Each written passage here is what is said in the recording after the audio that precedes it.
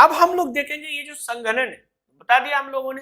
अब इसके रूप क्या क्या है, यानी ये संघनित होके क्या करते हैं। जैसे कि हमने बताया कि दो स्थितियां में संघनित में हो सकता है, दो रूपों में हो सकता है। नंबर एक, या तो वो तरल अवस्था में चेंज हो जाता है या हिमकण के रूप में वो चेंज हो जाता है। तो अभी हम लोग देखते हैं संघनन के रूप, यानी फॉर्म ऑफ कंडेंसेशन, इसको इंग्लिश में कहते हैं। तो आप देखिए संघनन दो परिस्थितियों में होता है, जैसा कि अभी हमने बताया। जब औसांक हिमांक बिंदु 0 डिग्री सेल्सियस से नीचे होता है, अर्थात समझिए 0 से नीचे मतलब माइनस में। दूसरी स्थिति में तब होता है जब वो उससे ऊपर होता है, यानी प्लस में होता है टेम्परेचर, या तो 0 से ज्यादा है या 0 से कम है। तो इस प्रकार संघनन को दो वर्गों में वर्गीकृत किया जा सकता है। अगर हम इसको बांटेंगे, एक तो 0 से नीचे, एक 0 से ऊपर, तो इसको हम इस तरह से देखते हैं। नंबर एक, जो 0 से नीचे है, अगर हिमांक बिंदु से नीचे होगा तो क्या होगा, तुषार होगा, हिम और कुछ प्रकार के बादल बनते हैं, यानी फ्रॉस्ट, हिमपात, या जिसको हम लोग कहते हैं स्नोफॉल। उसी तरह से कुछ प्रकार के जो बादल आपको ऊंचाई पे सफेद सफेद दिखाई देते हैं, वो बनते हैं कब, जब ये कंडेंसेशन प्रोसेस 0 से नीचे होता है। दूसरी स्थिति तब होती है जब औसांक हिमांक बिंदु से ऊंचा हो जाता है, जब ऊपर हो जाता है। तो ऐसी स्थिति में क्या होता है, ओस बनता है, लिक्विड में बन जाता है। जैसे कि हम लोग ओस समझते हैं, धुंध होता है, कोहरा होता है, कुहासा और कुछ प्रकार के बादल। तो ये दोनों प्रकार के संघनन की प्रक्रिया है। तो अब हम लोग देखेंगे ओस कैसे बनता है, धुंध कैसे होता है, कोहरा कैसे होता है, कुहासा क्या होता है, और कुछ प्रकार के बादल कैसे बनते हैं, बादलों के प्रकार किस प्रकार से होते हैं। तो आगे चलिए, तो ओस पे आते हैं हम लोग। ओस जो है वायुमंडल का जो नमी है, वायुमंडल में जो आप ह्यूमिडिटी रहती है, उसको वो क्या करता है, ठोस रूप पदार्थों पर, यानी उसको एक जल बिंदु के रूप में ठोस पदार्थों पर, जैसे कि घास, पेड़ पौधे, पत्तियों, पत्थरों पर जम जाता है और ओस के रूप में जाना जाता है। बेसिकली ओस जो होता है, जब हम देखते हैं कि ह्यूमिडिटी है और ह्यूमिडिटी जो है वो संघनित होकर, जो वायुमंडल में नमी है वो संघनित होकर कोई भी ठोस पदार्थ, जैसे कि सपोज कीजिए ये यहां आप ये समझ लीजिए ये लैंड है और इस पे कोई ठोस पदार्थ रखा हुआ है और यहां से वाष्पीकृत हो गया। अब वाष्पीकृत हुआ और ये पदार्थ जो है, यहाँ का टेम्परेचर जो वाष्प का था, इसका थोड़ा ज्यादा टेम्परेचर है। सपोज कीजिए इसका टेम्परेचर 25 डिग्री है, ठीक है, 25 डिग्री सी। और नीचे जो ये ठोस पदार्थ है, चाहे वो घास है या आप देखें कि लोहा है, उसका टेम्परेचर 10 डिग्री सेल्सियस है। तो जैसे ही ये वाष्प इसके संपर्क में आता है तो क्या होता है, वो तुरंत जल के बूंदों में परिवर्तित हो जाता है। और इस प्रकार की जो जल की बूंदें होती है वही आपको ओस कहलाती है। इसका बेस्ट एग्जांपल आप ये देख सकते हैं, जब आप अपने फ्रिज खोलते हैं और फ्रिज में से एकदम ठंडा पानी निकालते हैं, एकदम ठंडा पानी, और उसको रख देते हैं बाहर, तो आपको लगता है, आप देखते होंगे कि बोतल के ऊपर बूंद जम जाता है, छोटा छोटा छोटा छोटा बूंद। वही उसी प्रकार ओस होता है, क्योंकि जो बाहर आपके घर में जलवाष्प था उसकी टेम्परेचर ज्यादा थी, लेकिन जैसे ही वो बोतल के संपर्क में आया तुरंत वो जल के बूंद में परिवर्तित हो गया। तो इस प्रकार ओस की प्रक्रिया भी यही है। तो आगे हम लोग चलते हैं। तो ओस के रूप अब है कि ओस होता, जैसे कि हमने प्रक्रिया आपको बता दिया, तो अब ऐसी प्रक्रिया होती कब है। तो ऐसा होगा कि जब आसमान साफ हो, हवा न चल रही हो और ठंडी और लंबी रात, ये सब कंडीशन है ओस होने का। इसलिए आप देखते हैं कि जैसे बरसात में आप देखें या गर्मी के मौसम में देखें तो ओस नहीं मिलता, ओस आपको ठंडी के मौसम में दिखता है। तो उस वक्त क्या होता है, आसमान पूरी तरह से साफ होता है। आसमान साफ होता है तो सूरज की रोशनी आती है, वो वहां नमी को मतलब वाष्पीकृत करती है। और चूंकि रात जब हो जाता है तो तुरंत वो जो सतह होता है, चाहे वो लोहा का सतह हो, घास हो, पेड़ पौधा हो, वो अत्यधिक ठंडी हो जाता है और आसपास की नमी है वो तुरंत उस पर ओस के बूंदों के रूप में वो जम जाती है। तो इस प्रकार ठंडी लंबी रातों का होना हवा का ना चलना, क्योंकि अगर हवा होगा तब तो नमी को फिर बाहर ले जाएगा वो। तो हवा का ना चलना, लंबी रातें और सापेक्ष आर्द्रता अधिक, यानी ह्यूमिडिटी भी होनी चाहिए। तो इन सब को मिलाकर तभी ओस का निर्माण होता है। आप ये देखिए ओस, इस तरह से वो आराम से जम जाता है ओस की बूंद, ठीक है, ओस की बूंद। तो इस तरह आगे हम लोग देखें,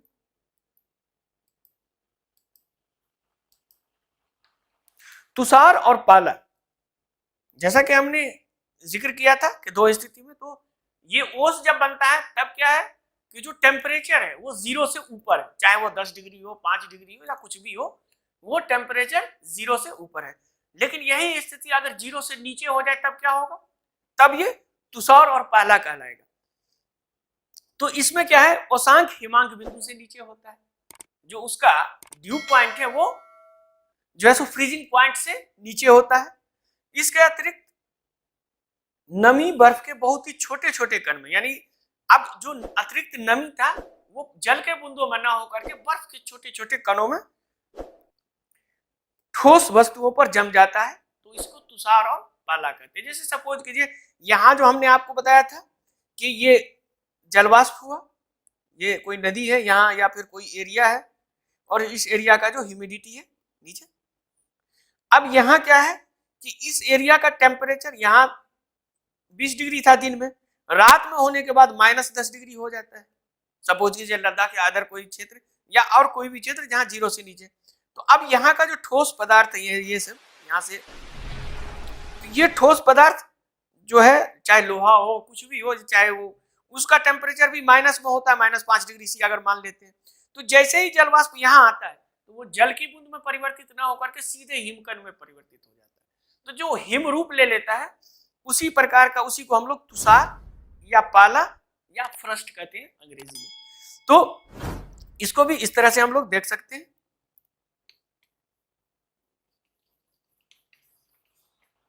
ये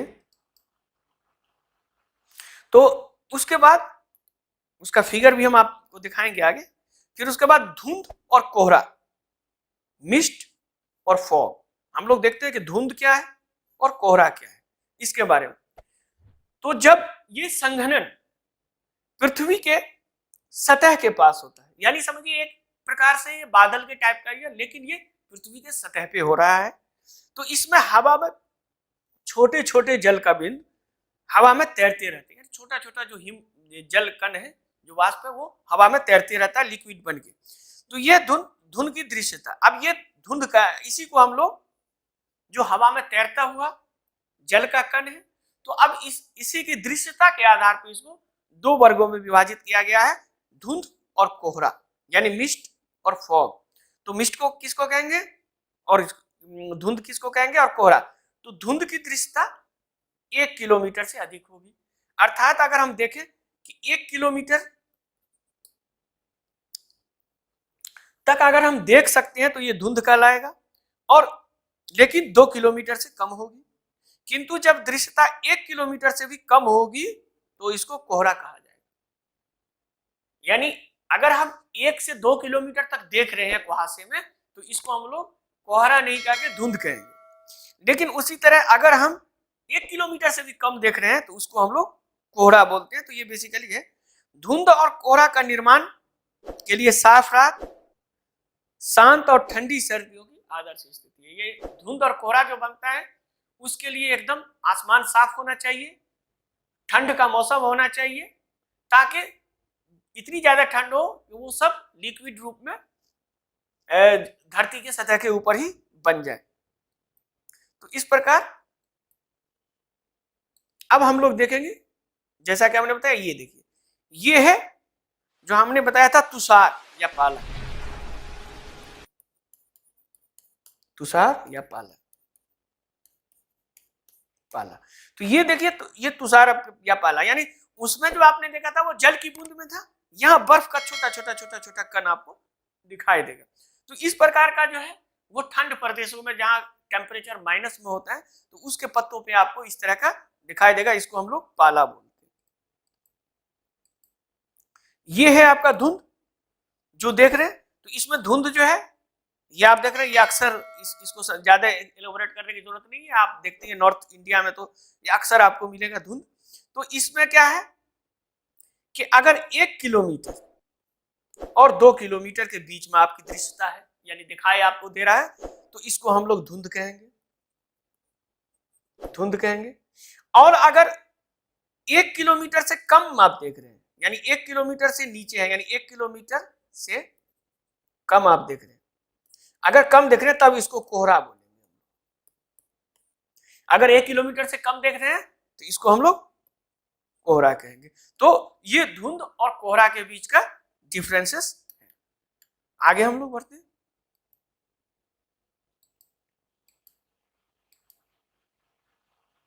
धुआंसा या धूम कोहरा, जिसको हम लोग इंग्लिश में स्मॉग कहते हैं।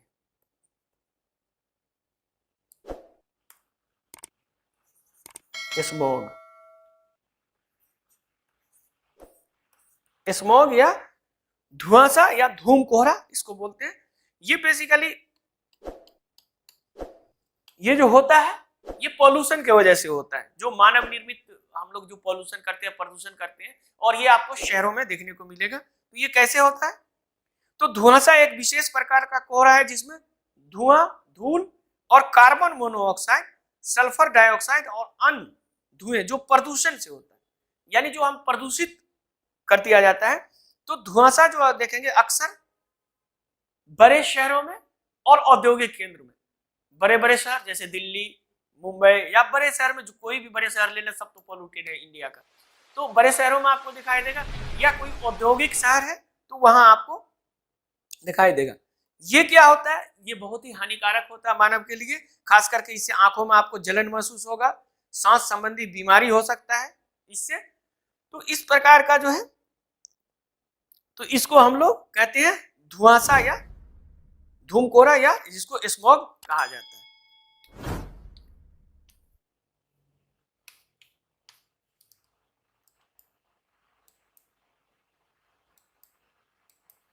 ये एग्जाम्पल के तौर पे देखिए, ये इस तरह से दिखाई देगा आपको, जिस तरह से ये देख रहे हैं, दिल्ली का ही है। तो जिस तरह से देखते हैं हम लोग, इस तरह से आपको दिखाई देगा, पूरी तरह से कुछ भी नहीं दिखाई देगा, और पूरा पॉल्यूशन और येलोइश कलर का। जबकि हम लोग देखे थे धुंध का कलर साफ, वो पानी का होता है, सिर्फ पानी का ही तैरता हुआ कण होता है, लेकिन इसके अंदर क्या है? सल्फर डाइऑक्साइड है, कार्बन मोनोऑक्साइड है, और विभिन्न प्रकार के प्रदूषक इसके अंदर मिला हुआ है, जो छोटे छोटे कण के रूप में तैरते रहते हैं।